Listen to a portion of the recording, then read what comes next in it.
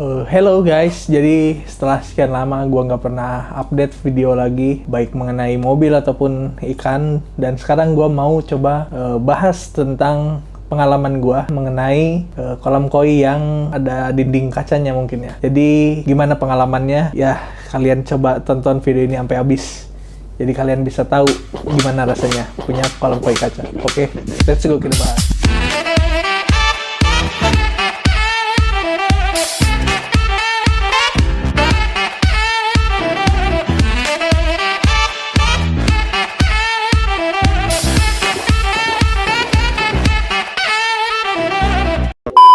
Nah, jadi yang pertama untuk kalian yang mau buat kolam koi dan berencana buat kolam koi yang mungkin dipakai kaca ya sampingnya itu,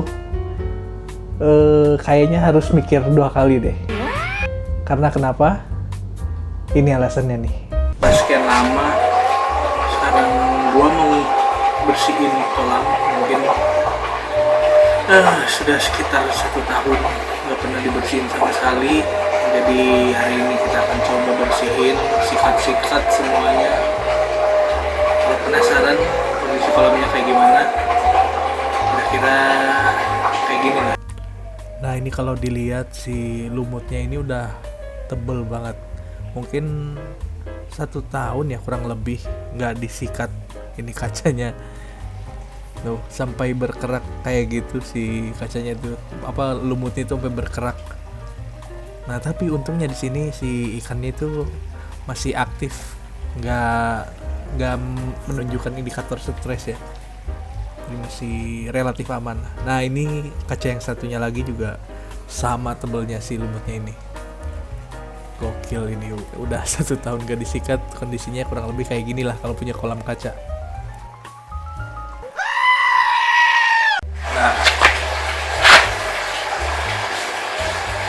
Alat yang digunakan sikat kawat yang biasa buat cuci piring pakai ini, sama masker atau kacamata renang boleh, supaya enjoy bersihinnya. Let's go dive. Hai. Oke. Ya oke. Jadi di sini gua mulai sikat kacanya. Ini pertama gue pakai sikat kawatnya ya, yang halus yang bisa buat cuci piring itu. Nah di sini tapi kendalanya si sikat ini cuman bagus pas sikatan pertama. Emang sikatan pertama itu bagus, jadi lumut itu langsung nyangkut. Nah namun kendalanya itu pas lumut udah nyangkut di sikat kawatnya itu, karena mungkin ini lumutnya udah terlalu tebal, jadi dia nggak bisa nempel lagi gitu si lumutnya itu, karena udah terlalu penuh di sikatnya. Nah ini gue coba pakai sikat yang agak tajam, dan itu juga sama aja nggak efektif. Sampai akhirnya gue coba cara lain, dan kepikiran juga alat ini.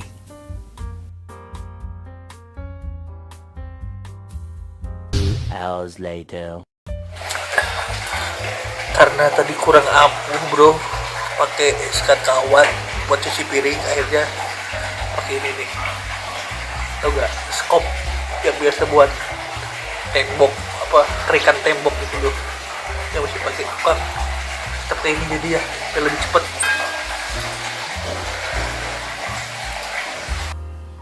Nah jadi di sini gue mulai bukan sikat sih, digosok pakai apa ya namanya, yang biasa dipakai tukang buat ngerik tembok itu loh, buat ngelupasin cat tembok. Ini satisfying banget sih lihat ini, bener-bener kekeruknya tuh enak banget gitu, dan gak nyangkut ya. Kalau tadi pakai yang sikat kawat itu kan dia nyangkut di sikat kawatnya, kalau ini ya enak aja gitu.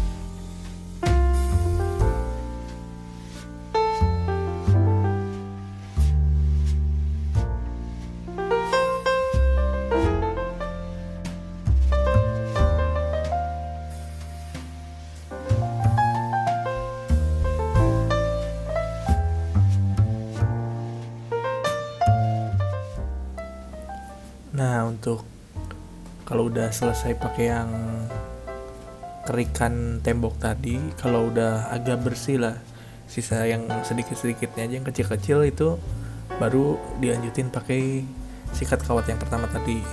Ini lebih efektif karena jadi lebih bersih gitu. Kalau yang tadi itu, kenapa yang pertama itu gue pakai yang kerikan itu, karena kan lumutnya udah jadi kerak ya. Jadi kalau misalnya pakai sikat ini lama, jadi dia untuk ngerok-ngerokin lumut yang udah terlalu kerasnya itu loh. Nah, ini setelah dibersihin beda banget kan view-nya, lebih enak dilihatnya, jauh banget sama yang tadi. Ikan juga lebih kelihatan gitu view-nya, ya jadi cakep lagi lah.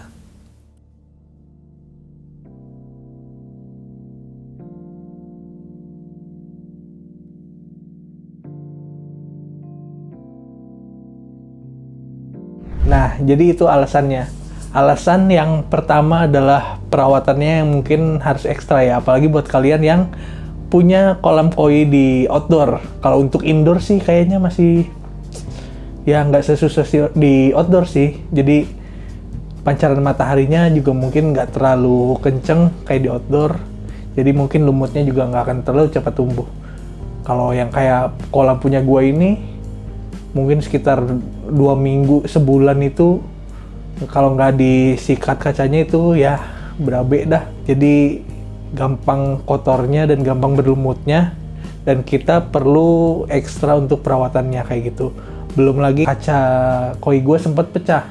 Jadi kenapa pecahnya itu masih jadi misteri sebetulnya. Tapi kalau feeling gue sih karena adanya pemuaian dari si kaca itu, karena mungkin cuacanya sempat panas banget pas bulan-bulan gue lupa tahun lalu lah itu, mungkin sekitar bulan-bulan April mungkin Mei, pokoknya musim panas lah itu, lagi panas-panasnya memang. Nah itu jadi permasalahan tersendiri. Jadi mungkin untuk kalian yang pengen buat kolam koi yang berkaca, ya harus dipikirkan 2 kali sih, terutamanya untuk kalian yang mau buat kolam koi, harus punya tujuannya. Tujuan kolam koi ini untuk apa? Apakah untuk showcase atau untuk pajangan? Jadi kayak ada orang masuk menjadi view untuk pajangan gitu, atau mungkin kolam untuk ya hanya sekedar hobi aja, pembesaran, atau bahkan untuk keeping, bahkan nggak perlu sampai kolam buat kolam. Kalau menurut gua hanya untuk sekedar keeping koi, untuk kolam terpal pun mungkin udah cukup ya.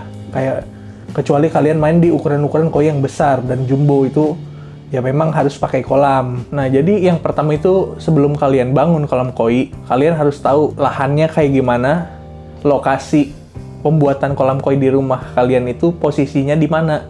Apakah di depan, di teras, atau misalkan bahkan di dalam rumah, atau misalkan di halaman belakang. Nah, itu kayaknya menurut gua ya itu jadi salah satu pertimbangan kalian ke depannya untuk membangun kolam koi yang seperti apa. Jadi kalau misalkan contoh lah, kalau misalkan menurut gue ya, sebisa mungkin kalau misalkan ya itu sih balik lagi ke preferensi masing-masing ya. Jadi setelah gue punya kolam koi beberapa tahun ini, mungkin dari 2019 sampai sekarang ya kurang lebih hampir 5 tahun lah. 5 tahun itu menurut gue untuk kolam koi kaca ini harus ekstra sih pembersihannya. Beda dibandingkan waktu itu belum dipakaikan kaca kolamnya. Nah, jadi kalau dulu itu kolam gua kan belum pakai kaca ya. Nah, menurut gua untuk kolam yang belum pakai kaca ini, gua perawatannya sederhana lah. Kayak bersihin filter. Untuk kolam utama tuh nggak perlu dibersihin sama sekali, dan udah gitu. Walaupun lumut pun ya it's okay gitu, lumut aja. Maksudnya nggak bakal merusak estetika pandangan ya. Kayak kalau kaca kan lumut kelihatan banget tuh kotornya. Tapi kalau misalkan dasaran kayak dasaran hitam dan ditutupi karpet lumut, menurut gue itu malah estetik kayak gitu. Beda ceritanya kalau kaca nih. Kalau kaca itu kalau udah tutup lumut, bawaannya kayak buluk buat buluk. Jadi dilihat tuh nggak enak sama sekali gitu. Boro-boro dilihat gitu, ngelihatnya aja udah males gitu. Dan kasusnya kayak kemarin itu gue udah mungkin setahun lebih itu si kaca nggak pernah disikat sama sekali. Dan ya kayak gitu hasilnya, parah banget. Mungkin ya kalau misalnya kita sikat pun bertahan hanya sekitar 2 minggu lah, mentok-mentok sebulan itu udah bagus banget kalau masih belum ada lumutnya. Tapi rata-rata sih kalau 2 minggu itu udah harus dibersihin. Dan gue kemarin emang nggak sempet, makanya gue pas ngeliat kemarin ke rumah sana, kan gue udah tinggal nggak di rumah sana. Pas gue balik ke rumah sana itu ya gimana ya, mungkin karena nggak ada yang bisa bersihin juga kan, kolamnya cukup dalam dan di sana nggak ada yang bisa berenang juga, akhirnya ya cuman gue yang bisa bersihin. Jadi coba gue bersihin aja lah daripada nggak enak dilihatnya gitu kan. Dan ya hasilnya kayak tadi, beda banget kan dari sebelum dibersihin sama setelah dibersihin, hasilnya kayak pandangannya itu lebih enak aja gitu, walaupun airnya belum bersih ya, belum jernih. Ya itu juga kemarin gue nggak sempet juga sih bersihin filternya karena ya nggak sempat waktunya. Ya mungkin nanti kapan waktu gue akan coba kontenin aja. Nah tapi menurut gue bebas-bebas aja kalau kalian untuk berpikiran, oh gue pengen kolam yang estetik, gue pengen bisa dilihat dari samping kolam koinya. Dan mungkin menurut gue juga banyak nilai plus yang bisa kita ambil kalau misalkan kolam kita ada kacanya ya.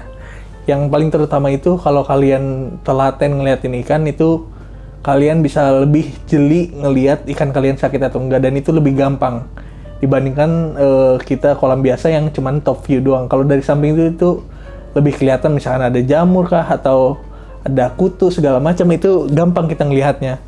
Gak serepot kita kalau dilihat dari atas gitu. Nah itu nilai positifnya yang pertama.